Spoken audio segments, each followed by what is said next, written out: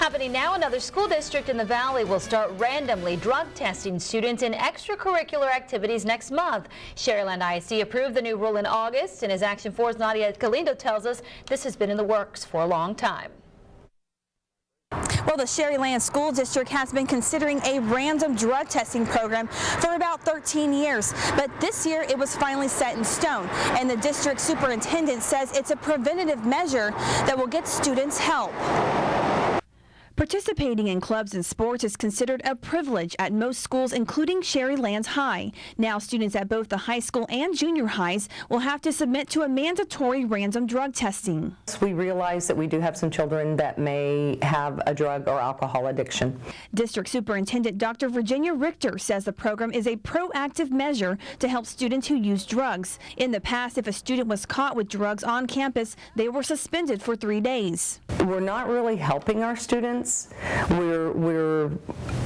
We're suspending them or sending them home back to the environment where they may have access to the drugs. If a student tests positive, he or she will be suspended from participating in school activities for 15 days. But to prevent further drug use, the student will also be required to take a 4-hour drug abuse counseling course.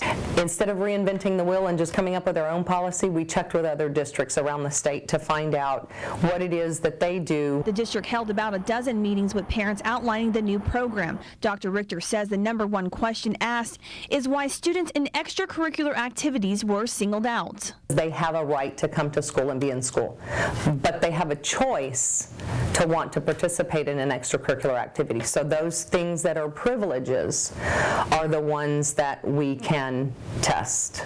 More than half of the district's student population participates in extracurricular activities. The district joins 2 Valley school districts, Lyford and Roma, who have already implemented the program. The first round of drug testing is expected to happen before the Thanksgiving break. Well, no, the thing is, this drug students do have the right to refuse a random drug test, but there are some consequences. It's interpreted as a positive drug test, and they could be subject to punishment.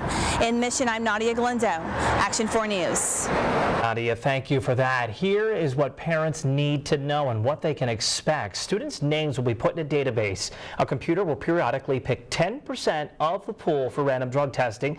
Students will be taken from a class to a central location, like the gym, for that drug test. All specimens then shipped to California for testing. And if a student fails, parents will be notified. We're asking you tonight, do you agree with the drug testing? We want to hear from you on the Action 4 Facebook page. Head to facebook.com/Action4News, or you can also shoot us a tweet at KGBT.